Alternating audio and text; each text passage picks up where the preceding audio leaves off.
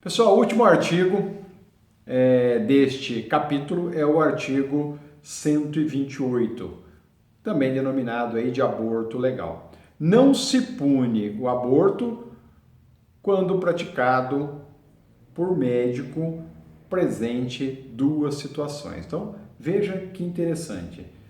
Aborto é crime? Depende. Pode ser, mas pode não ser. O artigo 128 é claro, ele diz: nós estamos diante de situação agora em que o aborto é legal, o aborto é permitido. E quais são essas situações? O legislador diz: a primeira delas é se não há outro meio para salvar a vida da gestante, ou seja, entre a vida da gestante e a vida intrauterina do feto, salva-se a vida da gestante, porque entende ser o bem jurídico aí mais relevante, mais importante. E a outra hipótese é se a gravidez resulta de estupro e o aborto é precedido de consentimento da gestante ou se ela for incapaz de consentir do seu representante legal. Então vamos lá, rapidinho. No inciso 1, nós estamos diante do chamado aborto necessário ou terapêutico.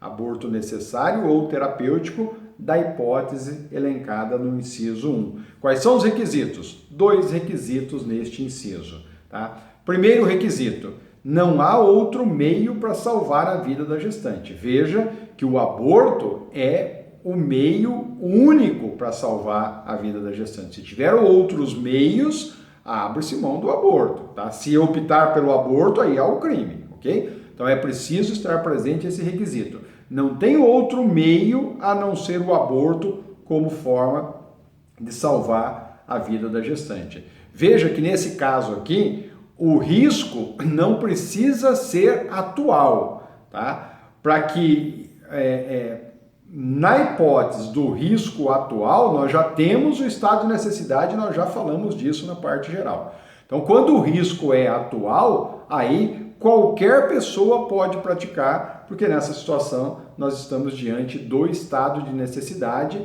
e não do aborto legal, ok? E o estado de necessidade, é óbvio, elimina o crime da mesma forma, porque é uma excludente da ilicitude. Então, o risco não precisa ser atual. Para isso, basta que haja o estado de necessidade, ele é suficiente para resolver esse problema. Tá? O risco pode, inclusive, ser futuro, tá? Que o aborto ainda assim é legal, é permitido. Então, veja, lá nos primeiros meses gestacionais, já nos exames lá de pré-natal, já indica que se o feto continuar crescendo, ele vai causar uma hemorragia que vai levar a gestante a óbito. Então, se o médico já sabe que daqui 2, 3 meses vai ocorrer a hemorragia pelo crescimento desse feto e a mãe vai vir a óbito, é óbvio que nessa situação não precisa aguardar a situação do risco, do perigo atual, porque pode ser que nessa situação você não salva nem a vida da gestante, nem a do feto. Portanto, o risco ou a situação de perigo para a gestante pode ser futuro, desde que devidamente comprovado isso, pode ocorrer o aborto legal. E nessa situação,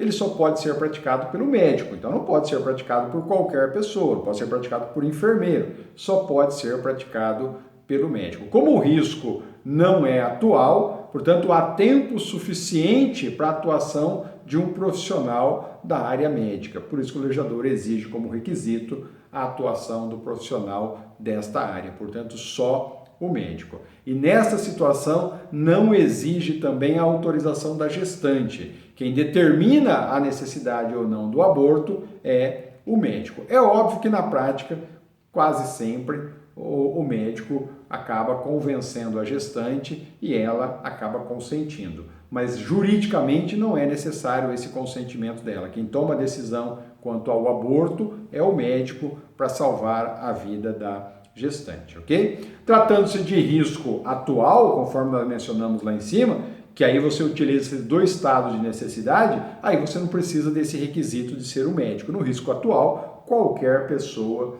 pode agir, tá? Aí não há a necessidade de ficar aguardando o médico. Não precisa desse segundo requisito, porque aí você utiliza-se do estado de necessidade, não do artigo 128, inciso 1 do Código Penal. No inciso 2, nós estamos diante do chamado aborto sentimental ou aborto humanitário. Agora nós precisamos da presença de 3 requisitos para que esse aborto seja considerado legal. O primeiro requisito é que a gravidez precisa ser resultante de estupro. Antigamente discutia se cabia também o atentado violento ao pudor, agora esquece isso porque unificou o atentado violento ao pudor com estupro, tudo agora passou a ser estupro. Portanto, gravidez resultante de estupro é o primeiro requisito. Se é de estupro, é óbvio que foi uma gravidez indesejada, tá? Por ser decorrente de um ato sexual forçado. Daí o nome de aborto humanitário, tá? A vítima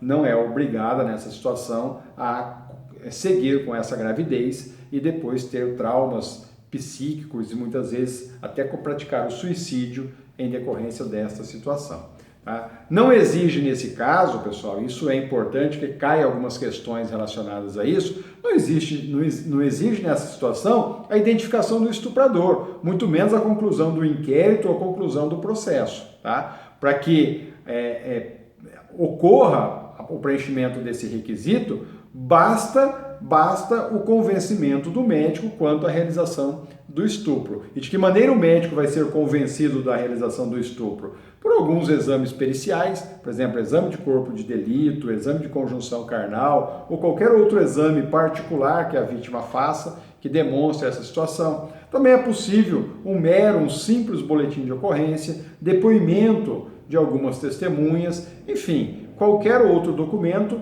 que dê ao médico o suporte do convencimento da existência, é claro, da prática do crime de estupro para que ele possa agir.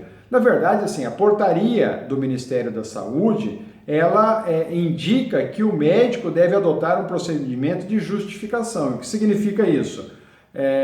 O médico só precisa que colha-se a oitiva dessa mulher por uma banca com no mínimo 2 profissionais da saúde e a autorização da gestante. Então, não precisa nem dessa documentação que eu mencionei. Se ela chegar e falar assim, olha, estou grávida e a minha gravidez é resultante de estupro, basta que 2 profissionais da saúde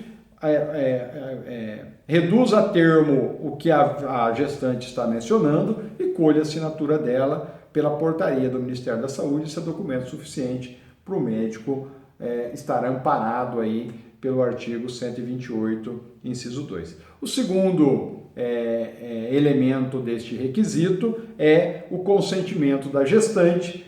Se a gestante não tiver condições de consentir pela idade ou porque é portadora de alguma enfermidade ou de alguma debilidade mental e ela não tem o necessário discernimento, ou por qualquer outro motivo ela não consiga, naquele momento, consentir, esse consentimento da gestante pode ser substituído pelo